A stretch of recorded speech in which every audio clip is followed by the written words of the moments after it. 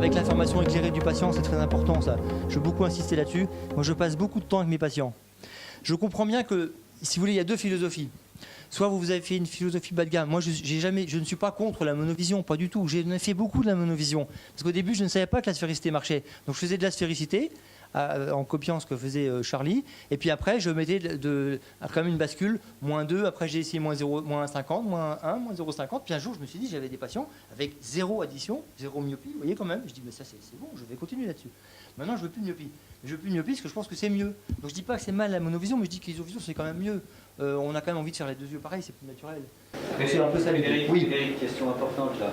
Est-ce que parmi les opérateurs ici, est-ce que... Qui voudrait la monovision? Non, mais est-ce que quelqu'un, qui n'a plus du tout, ne cherche plus du tout à obtenir une petite bascule?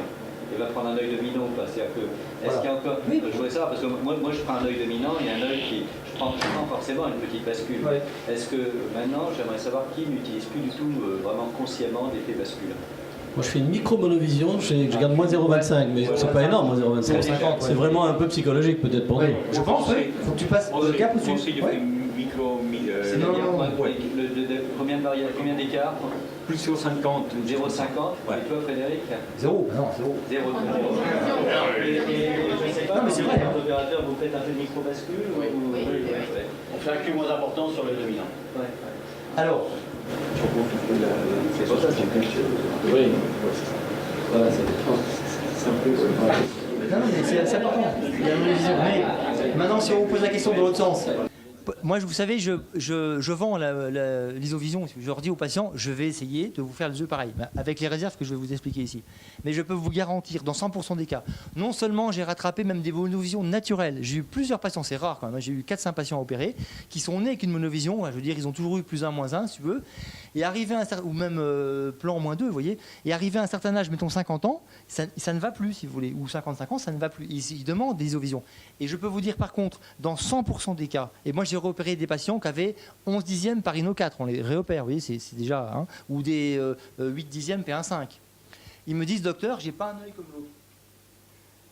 Ils voient bien la différence et ils me disent, bah oui, mais j'aimerais, même si en binoculaire ça va, ils voudraient que ce soit équilibré, si vous voulez, c'est logique. Donc c'est quand même un but, même si c'est dur de l'atteindre, c'est quand même un but quand même assez kiffant, si vous voulez, d'essayer de voir faire le maximum, quoi, et pas le minimum, quoi. Si on veut 20 sur 20, on aura des fois 18, mais si vous voulez 10, vous aurez des fois 8, c'est ça que je veux dire. Il faut chercher 20 sur 20, on veut 20 sur 20. Donc sincèrement, je prends du temps, il faut donner une information honnête et précise aux patients. Il n'y a pas de danger d'isovision, je l'ai montré, je pense, vous êtes convaincus, mais c'est les dangers du LASIK, la technique laser, mais ce n'est pas d'isovision. Il faut quand même un peu vanter les mérites d'isovision par rapport à la monovision.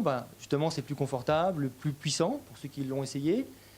On pourra traiter leur cataracte éventuellement, on va montrer avec Claudio. On peut les suivre toute la vie. On ne sait pas à dire, nous on fait un Presbymax et puis avec une addition de 1, puis dans 5 ans, je ne sais pas, on verra bien. Non, nous on va suivre les patients. Hein. Donc dans l'année, s'il y a un retraitement à faire, ou 5 ans, 10 ans après, vous pouvez les opérer de la cataracte, vous pouvez remouliner isovision, faire ce que vous voulez. L'autre jour avec Jérôme, je t'ai fait un patient en Suisse qui avait déjà été opéré d'une myopie il y a longtemps, je ne sais plus, qui est devenu presbyte, on l'a réopéré, ça marche très bien. On peut intégrer le bel data. Ça prend du temps, le patient, il faut qu'il soit un petit peu, qu'il ait du temps, et on n'a pas des résultats tout de suite. Je vous ai expliqué qu'il y avait parfois une myopie transitoire, un astigmatisme, une coma, des pertes de lignes. On a vu tout ça sur la courbe de... Parfois, il faut porter des lunettes d'appoint, de loin ou de près, ça peut arriver. Si le prêt n'est pas bon, c'est mort. Vous êtes sûr qu'il faut réopérer. Vous n'avez pas fait assez, si vous voulez. Hein, ou bien vous avez une hypermétropie latente, choses comme ça. Par contre, si c'est le loin, souvent ça va guérir. C'est vraiment jouer sur la patience. J'ai fait beaucoup d'erreurs par le passé. J'ai opéré beaucoup trop tôt les gens. Au bout d'un mois, au bout de 3 mois, il ne faut surtout pas. Il faut attendre. Heureusement, j'ai opéré qu'un œil. Et l'œil que j'ai jamais opéré, je n'ai pas retouché l'œil gauche qui n'était pas pareil, qui n'était pas bon de loin comme l'autre œil. On le revoit 1 an ou 2 après. Le patient me dit, oh, l'autre œil, on l'a pas retouché, il est génial l'autre œil. Je dis, bah oui, vous voyez, il fallait pas retoucher on a fait une erreur. Et donc on a dû faire un deuxième relief finalement de l'œil qu'on n'aurait pas dû opérer. La patience. Porter des lunettes, c'est pas un drame, je dirais. Le patient, il avait des lunettes tout le temps, il avait un -8, et après il a un -0,50 pour conduire, ma foi, il comprend. La question des patients, mais docteur, si je porte un verre, est-ce que ça change la guérison? Non, ça ne change pas la guérison. Votre cornée L-shape va se remettre tout seul, c'est pas les lunettes qui vont influer. Voilà. Alors, il faut attendre au moins 3 mois pour avoir des bons résultats.